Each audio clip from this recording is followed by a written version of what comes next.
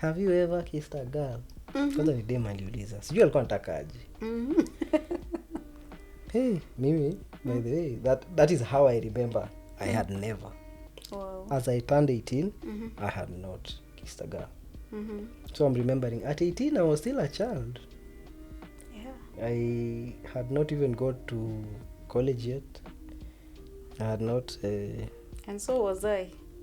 Oh my goodness. Yes. But here you are, becoming a...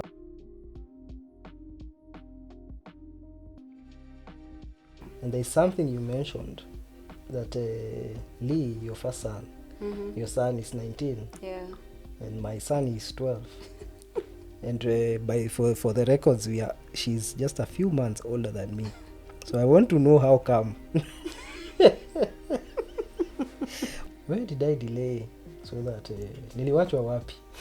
So start share with those who... I think uliachwa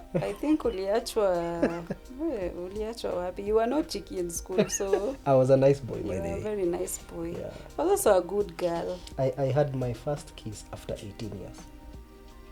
Who told you I had mine at 16? I also had mine after 18. Hey, yeah. You went all the and way my after son 18. Is 19. Allah. Okay, but before that, just share briefly with those who have their parents. Yeah. And they don't know what it is, what it means to not have them. Yeah, I would say parents are a gift from God, and the fact that you still have yours is it's a blessing, and it's actually an opportunity that God is giving you to appreciate them, and bless them. Yeah. And how you treat your parents is honestly how you will treat your spouse. True. And it also replicates to how you treat your children. Yeah. So if you have your parents still alive, count it a blessing. Visit them, call them as much as you can. Love on them. Yeah. Don't there are issues, I understand. Like, for instance, my life, there are issues, but don't take these issues personally. As we are growing up into adulthood, we realize that we are also making almost the same mistakes that our parents made. So be human enough to forgive. Yeah. Forgive and let go. Yeah. And just pick the life from where it is. Bless your mom, bless your dad. And I remember after my story of my dad not paying my school fees, and we started becoming buddies later on. And he would call and I knew every time he calls, I know he wants money. And I would just pick, and I know, and he didn't want a lot of money. Ninunulie kanyama. Hivyo tu. In his old age, he would call and say, hey, Komboka, leo nitumie ya nyama. And I would know his language, ni nyama anataka. And I could send whenever I had. And we became buddies as much as we had our issues. But we never really got close. But love on your parents. In the end, it is God who watches the actions. It is God who repays. It is not your parents. Yeah. And there's something you said earlier that was really amazing. One of the things that helped you get to that place where the resentment stopped is because you got into a relationship with God. Yeah. And it has helped you be able to be forgiving. Yes. So we really can't... we're going to be talking about... We are unapologetically Christian. I think we'll make it clear even as we go through. And a lot of what informs our discussion and our mindset is that we are Christian. And being Christian means I have a personal relationship with Jesus Christ. Yes. And so does Betty. I'm saying for her because she said before. It's actually personal. Yeah, so... Now, back to where you went all the way at 18. Yeah, so after 18, after I cleared high school, now a journey of now hating home, because now the comfort zone was school for me, and now there's no more school. And then I remember I applied for Utalii College. Okay. Yeah. I went and sat for an interview. I passed the interview, and then now I didn't know where to go next. So I remember, because now my dad congratulated me for my KCSE results. And why utalii? You loved cooking? I loved utalii. Or The name utalii in our village sold out like okay. For even now. Yeah. Utalii is hot cake where I come from. I think because there were some kids who had gone to utalii. Interesting. Yeah, so I applied for utalii. I had never gone to Nairobi, by the way. Oh, that day when I went for the interview at utalii is the first time I went to Nairobi. I remember how I was dressed in my short skirt, knee length. And it was blue, and a blue shirt as well, silk. And because I traveled at night, I had my socks on. It's cold. Alafu sikujua mtu ubeba sweater na handbag. I had never carried a handbag. I thought I was going to utalii at night, wake up, go for the interview, because nimetravel usiku. So Tiki is far from Nairobi. And nitoke kwa basi niende interview. That's how I went, by the way. I was that naive. Okay. So I went, I had an envelope with my papers. Na kwa hiyo envelope ndo nilikuwa nimeweka tu vipodozi twangu. The time ninashuka asubuhi. Of course nimelala kwa gari. But anyway, I went to utalii. I passed my interview. And that's how some of our kids or some people make decisions concerning their lives. Yeah. You ask them, so why did you pick on this thing? I just loved the name. It sounded nice. Everybody else has been there. Yeah. Like I did accounts. I did accounting because it was the cheapest, most marketable course. Like you're being told, ukiwa na accounts, huwezi kosa job. Wow. So that was why I did accounting. Yes. Yeah. So for me, utalii was not a choice of a decision, deliberate decision. Yeah. It was just a name that's sold in our village. And I went, I got it anyway. And then when I got my letter, I took it to my dad and told him, I've passed. Been admitted to I've been given an admission letter to utalii, and I need you to assist me, school fees.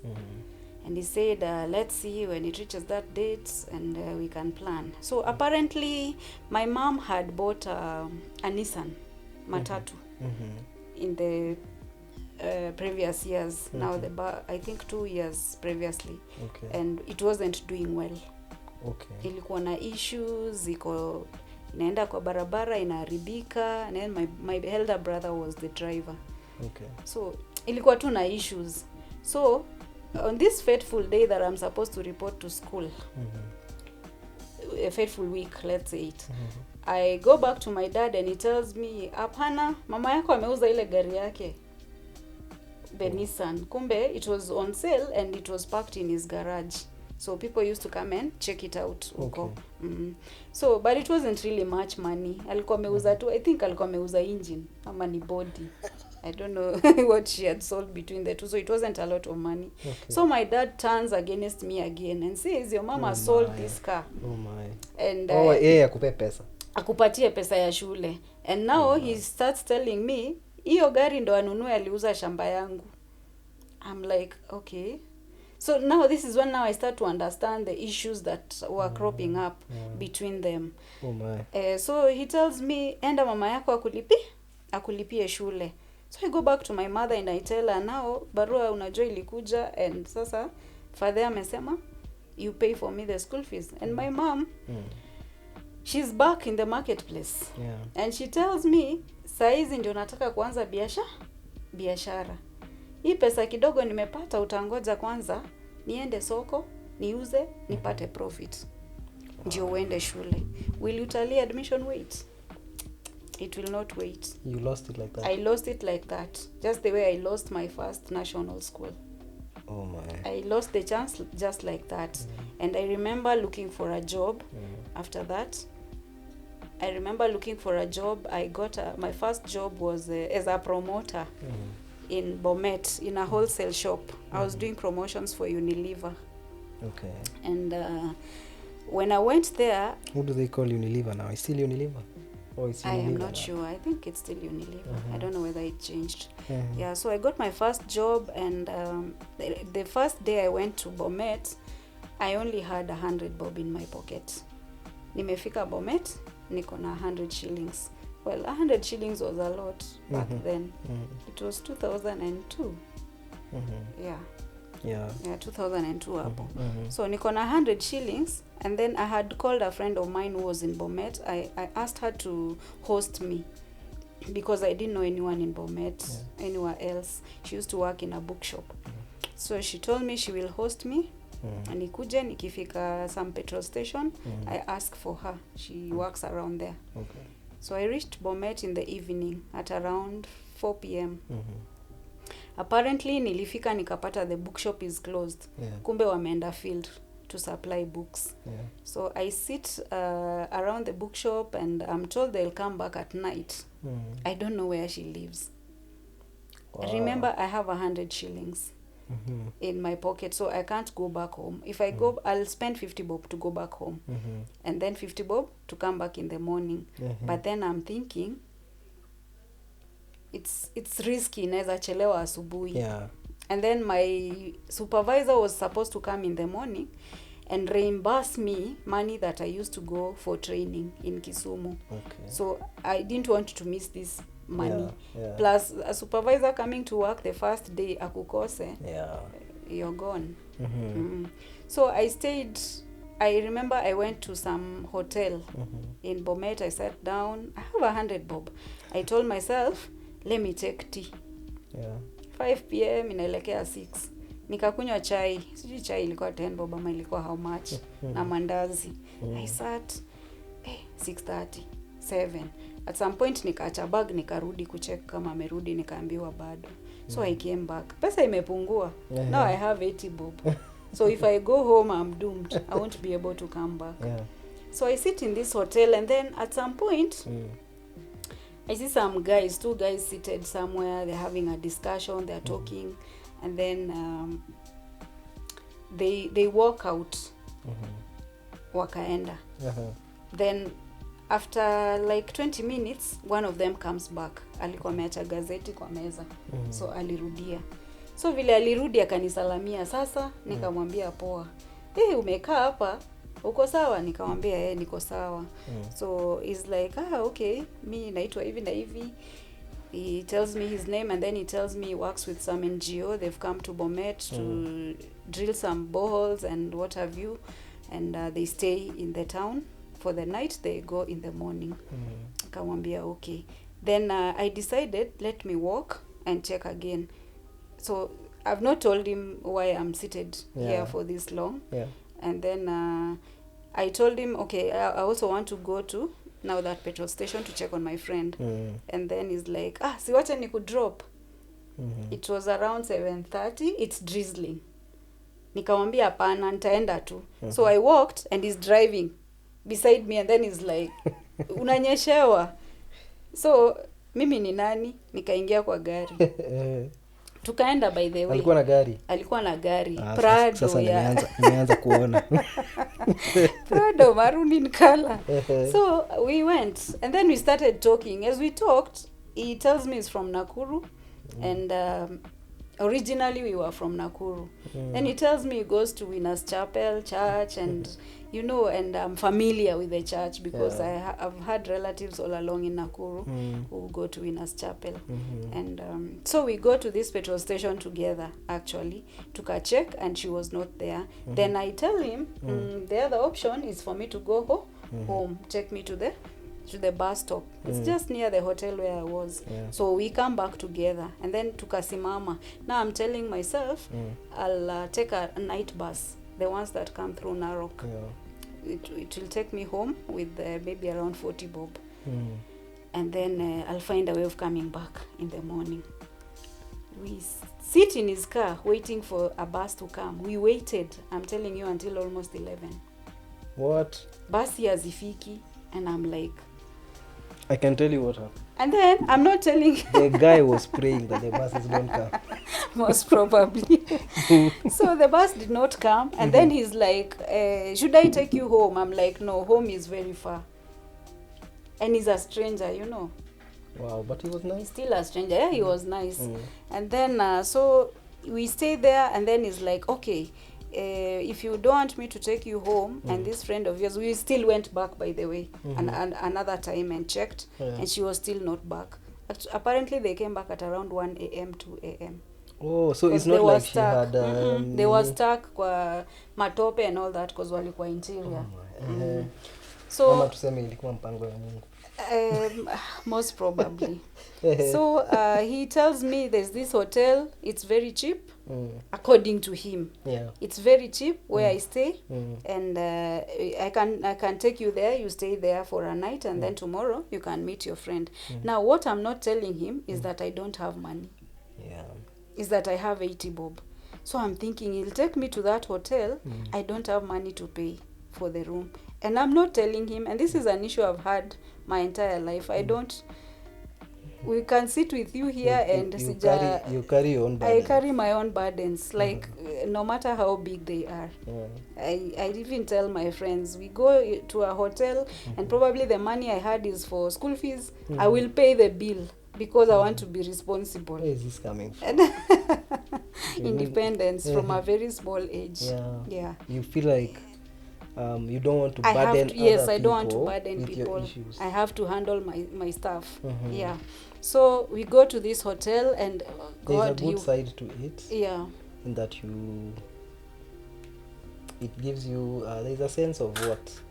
There's a sense of, you know, being in charge and being in control. But also, as we'll be discussing later, it's one of the things we call an identity lie. Yes. Because you feel like as the more you are in control of something, the more you are valuable and in charge. And the more you don't even let other people in. Yeah. It's a lie that makes you think like if you ask for help, you are less valuable. You will feel weaker. You become weaker, or you're less, you know. True. Okay.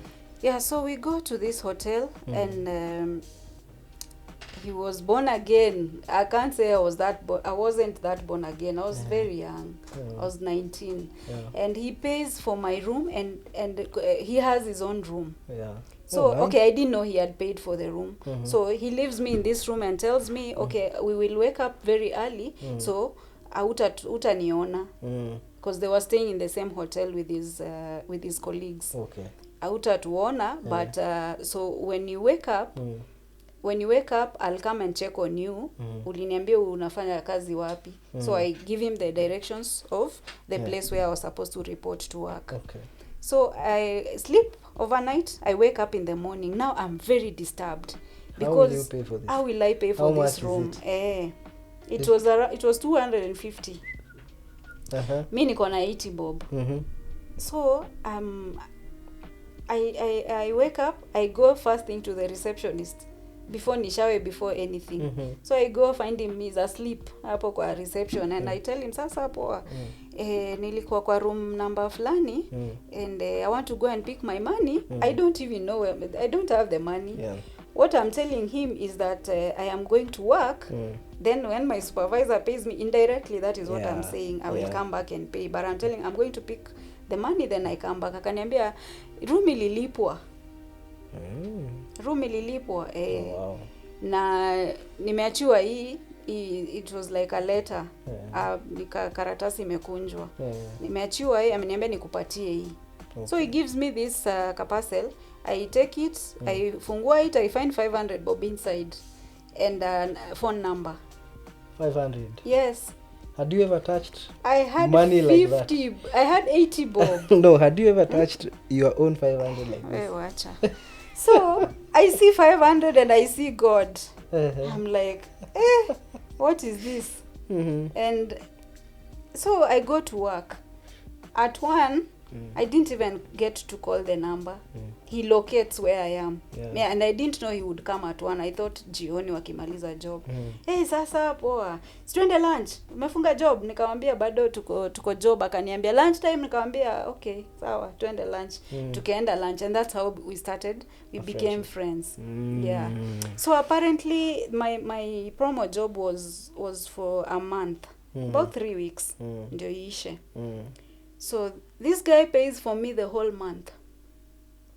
What? My room. I never went back to look for my friend. Wow. A whole month. Okay. And sasa I am feeling like I need to be grateful. Yes. And You need to show some gratitude. Yes, I need to show some gratitude. And then now, now he's initiating this proposal. He wants to marry. I was still young. I did not even understand what marriage Urafiki is. ilienda lightning speed. Urafiki ilienda lightning speed. And because, remember, I did not have a father figure. Yeah. I did not get love from home. I did not get people showering me with gifts from home. So now this is a different life I'm experiencing. But give it to him, he was a good person. He was a good man. Yeah. He was a good man. And me, I saw a different life. Yeah. Hata kama ni a long term plan, alikuwa mtu mzuri. Very good man. Yeah. So fast forward. So he ended up proposing to me, asked me to marry him, and I did not understand what marriage is. But the promises that came with that marriage, he will take me back to school, I will do the courses I wanted to do, and then the thought of I will move away from home. How old are you? I'm now 18 and just cleared. Yes, I just cleared. It's just the mid of 2002. Yeah. So, and he was a good man. We even went home to my mom. Oh. Remember, my mom is born again as well, and religion and all that, but he saw a good man. She saw, rather, a good man. So they had a very good discussion with my mom. Oh. In my absence. Okay, lakini he's a good man. He's a very good man. I won't dispute that. That's yeah, they had a good discussion. Tutaenda Nakuru. He was serious. Yeah, he was very serious. But I didn't know what I was getting myself to because I was young. Yeah, you were too young. Yes, I was too young. Apparently, my mom encouraged me to go. She told me, yes, she helped me pack. But I would say my mom never finished high school. She dropped out of high school in Form 2. Yeah. And now I understand the value of her value in education was not so much. Because she still made it. Yeah, she still made got land, got businesses. And then, so by the time she's releasing me to go with this man, to her that was the life they knew, even from back then. Form 4, exactly. So off we went to Nakuru. Now I understand. And I started my new life. On my 18th birthday, where was I? I remember I actually threw a bash when I turned 18. Wow. A serious one. And I remember I was asked that question. Tulicheza ile truth and dare. Truth and dare, nikaulizwa. So, tell us, have you ever kissed a girl? Kwanza ni dem aliuliza. Sijui alikuwa anatakaje. Hey, mimi, by the way, that is how I remember. I had never. Wow. As I turned 18, I had not kissed a girl. So I'm remembering, at 18, I was still a child. Yeah. I had not even got to college yet. I had not... and so was I.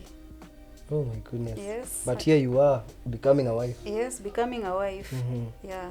So I got pregnant with my son, and the baby was born. I'm still not aware of myself. Yeah. So and then I got born again at that time. I used to go to church, but I ended up resenting church at some point because of my mom, because religion is very judgmental. Because we would have issues with my mom back at home because of maybe wearing trousers. Oh, okay. Nail polish, things like that. Oh, yeah. I remember one time coming back from school and I find my mom has burnt all my trousers. Wow. All my trousers, which she did not buy. I was furious. Oh my goodness. I was furious. But yeah. So I went. I got my first baby. So you liked this new church? Yeah, I like this new church, and that is where actually my foundation came from. Yeah, that was Winners Chapel, Nakuru. Apparently, I used to sing. Oh, nice. Yes, apparently I used to sing in the choir, and we continued with our lives until now. And I think that is where... So you're now officially married? Not legally, quote and quote. Yes. Yeah, so we stayed, we had the baby, we continued in church. He was an usher. I was in the praise team. And at around 22, 23 is when I got this self-realization. Because the school that I expected never happened. Because I was caught up in raising a baby. Oh yeah. Yes, I was caught up. You were to be paid for school. I was to go back to school, which never happened. So at 22, turning 23 is when I realized I used to have dreams. Wow. Yes. Wow. I think that's something that happens to many people when they get married. Yeah. It's like you end up putting everything aside. Everything on hold. Even forgetting about yourself. And for you it was even worse because you were younger. Yeah. You were not, it was not planned. That's not the way you had planned your life. Yeah, so I come to this self-realization that I remembered how in school I used to be good in 22, poetry. 23. This is like 4 years later. Yeah.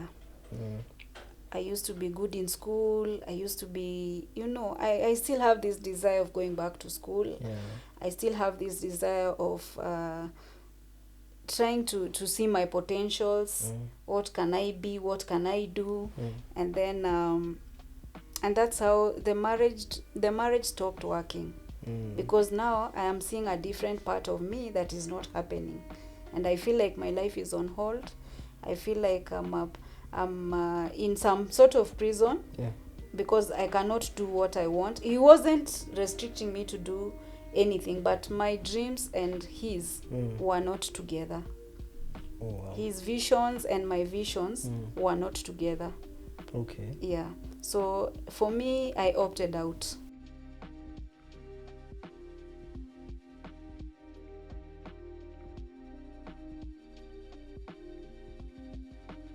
A few days to Christmas in 2019 we had agreed, and she has said, hey, me, I'm moving out. And so we had agreed. So I remember this day that I slept in my house with my family, knowing it was the last time.